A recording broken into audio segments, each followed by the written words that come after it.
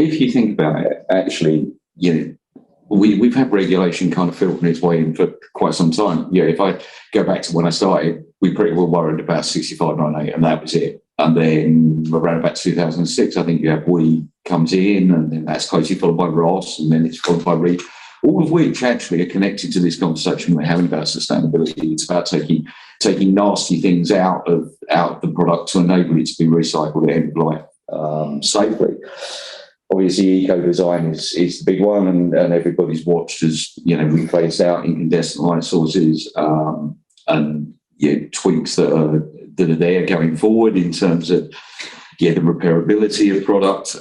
We've already touched on the ease of dismantling at end of life and how it handles. But I think part of that issue there is that we've done those things within the industry, but do our end clients and customers understand that? Do they understand that if that's returned to somewhere suitable, then it should be recycled almost in full? There's a whole education piece there, I think, that I don't think we're very good at communicating. And you don't want to be selling a product to the front end talking about its end of life. So it's quite a thorny subject to get hold of. You want the customer to be thinking about this nice new shiny thing they've got, not about what they're going to do with it. But actually, it's really, really important what they're going to do with it at the end of life.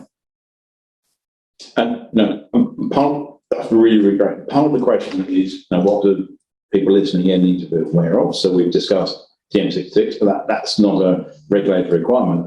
That's an industry optional standard. Obviously, we're aware of recent eco-design, and that's covering everything about the removal of drivers to relabeling.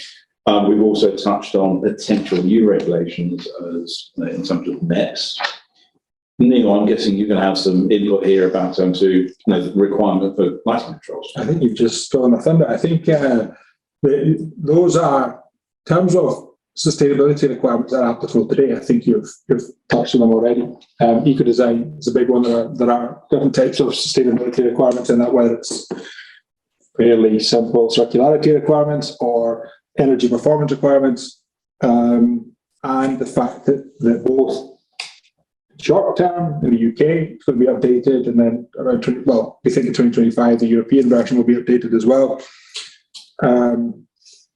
Those are the ones that are applicable today that I think are worth mentioning. There are some big and interesting things happening, especially on the continent, but also here. I think an interesting one I would like to have a conversation about some other time would be the net zero building or net zero carbon building act that has been put forward. It's a private member bill. It's gone to Parliament twice now. Both times it's ended before progressing into development into a real bill. But it's a very interesting topic, and I would be very interested to find out what different people do. Some other point I guess on that one, but basically they are trying to, the idea behind it is to look at the whole life cycle of a building and try to drive that down to net zero, so not just the energy use.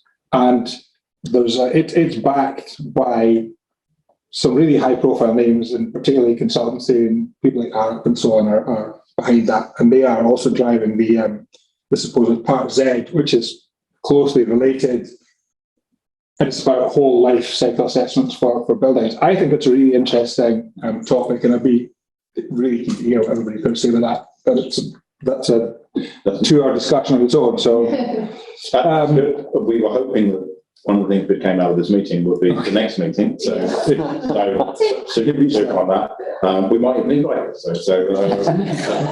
One very hot one that's in development at the moment is, and I'm also interested to see who knows about it already, because I think some people it's a bit under the radar, and maybe some fair because in Europe, where the EU PFAS regulation. It's not a regulation. It's under REACH. It's a proposal to ban 10,000 substances, including Teflon, which appears in huge number of materials that I'm sure are used by lots of people in the lighting industry. And I completely get I get the background to it. I think Europe's